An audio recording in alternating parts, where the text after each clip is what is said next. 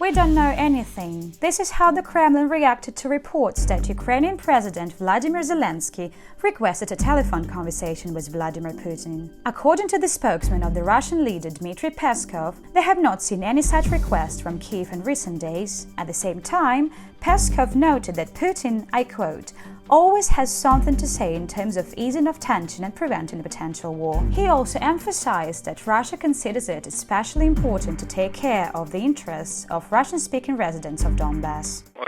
Russia in general considers it important to take care of the interests of Russian-speaking people around the world. And as for Russian-speaking citizens who live in two self-proclaimed republics especially, because they are rejected by their own state. It all began with the words of the spokeswoman of the Ukrainian President, Yulia Mendel. It was her who stated that Kiev sent a request to Moscow with a wish to hold a telephone conversation between the leaders of the two countries. Moreover, this happened over 2 weeks ago. Mendel was quoted by Reuters. The request for negotiations came immediately after the death of 4 members of the armed forces of Ukraine as early as March 26. I know that Putin and Zelensky spoke on the phone twice, last summer, July 12th and 26th. Then they discussed the Ukrainian crisis and the fight against coronavirus. And the leaders personally met only once, in December 2019 in Paris, in the so-called Normandy format. French President Emmanuel Macron and German Chancellor Angela Merkel were also present. They talked about the implementation of the Minsk agreements, disputes between Naftogaz and Gazprom. The issue of Crimea was not raised.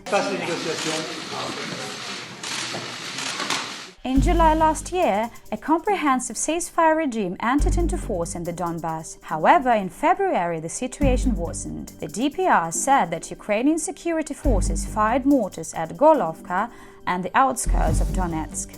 In April, the authorities of the self-proclaimed republic reported the death of the 5-year-old child after the strike of a Ukrainian drone. OSCE officers went to the scene of the tragedy. However, official statements have not yet been made.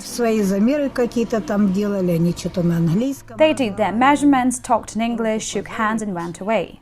In Kiev, they denied their involvement in the death of the child, and President Vladimir Zelensky said that only Ukraine's entry into NATO will help resolve the conflict in the Donbass. Here is how Zelensky's statements were commented on in Moscow.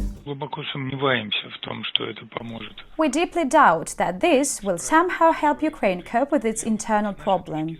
From our point of view, this will make the situation even worse, because when you talk about joining NATO, it's no way can you abstract from the opinion of people. And if you ask the opinion of several million people in the self-proclaimed republics, you will understand that such NATO membership for these people is a deeply unacceptable prospect. The North Atlantic Alliance itself highlighted that the issue of Ukraine's membership in NATO is now not on the agenda.